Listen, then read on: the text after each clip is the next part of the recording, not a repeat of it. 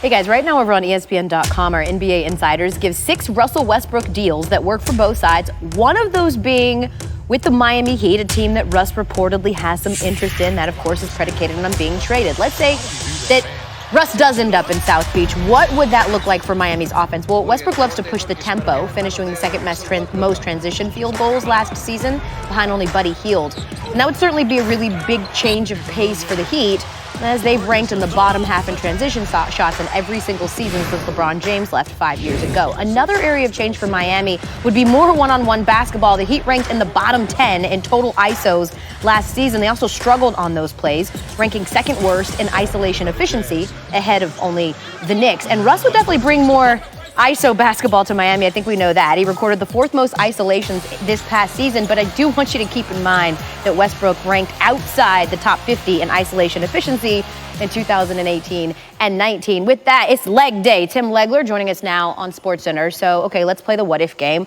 Where do you think, should Westbrook get traded, would be 2 good fits for him? I think a couple of teams jump out. Detroit, to me, would be slightly ahead of the Miami Heat. When I look at the Detroit Pistons, I look at a team that's, number one, already got a couple of guys there, Blake Griffin and Andre Drummond, so you're close. You've got veteran players who have star potential.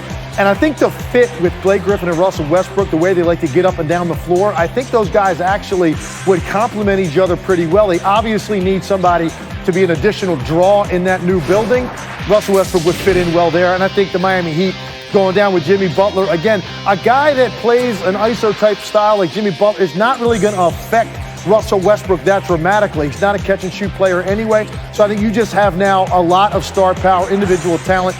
And I think the way that they're coached, the front office organization, the structure, and the stability is something that Russell Westbrook could thrive in. So I think either one of those 2 places, but I would probably pick Detroit if I picked one. Okay, do either one of those 2 places become an instant contender if he joins the squad? More relevant, more competitive, but when I think contender, I think, can they win the East? Right. And I would say no. I don't think they're on that level with teams like Milwaukee, probably even Philadelphia, and maybe even Boston. Okay, you do have something to say about the Western Conference. We're going to get into that. How now does he view the Clippers now that Kawhi Leonard has decided to join that landscape? That is coming up in just a little bit. But as far as the title odds per Caesars Sportsbook, well, the balance of power, obviously. In the West at this point, 5 of the 7 title favorites are out West, including the Clippers and Lakers as co-favorites. Tony, Mike, which LA team is better?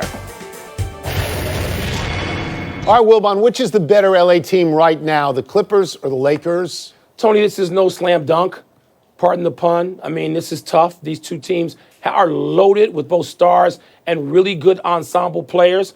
Right now, because they were coming off a 48-win season already, and Doc Rivers has worked with a big part of this group, and he's Doc Rivers, I'm going to go with the Clippers because Kawhi Leonard, Paul George, Patrick Beverley, Montez Harrell, that foursome, Tony, is the best defense put together by one team since the 85 Bears. No one will score against them on a high percentage.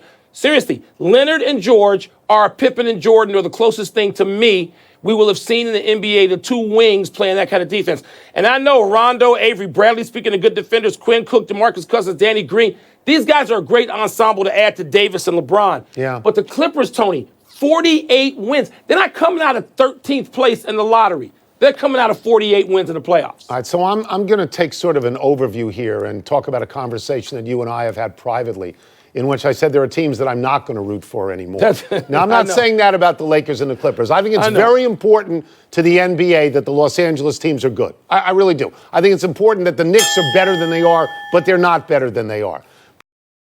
But I will say this, that what has happened essentially overnight, this volcanic explosion of people moving, people under contract even, getting themselves out of contracts like Paul George and ending up, 2,500 miles away, has made me look at Utah and Denver differently. Yeah. Made me think that it might be fun to root for Utah and Denver and never to root for the Nets. And as much as I like the people in both Los Angeles teams and love Doc as you do, the acquisitiveness of both these teams is difficult for me now. It might be much different next year. But right Tony, now. doesn't mean if I'm picking number of wins in the regular season and I'm going to pick either of the LA teams in the West, I might go Utah, Denver for regular season wins in the West.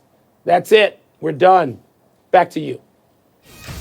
Still Still to come on this edition of SportsCenter. All questions considered from the Women's World Cup champs. Megan Rapinoe and Alex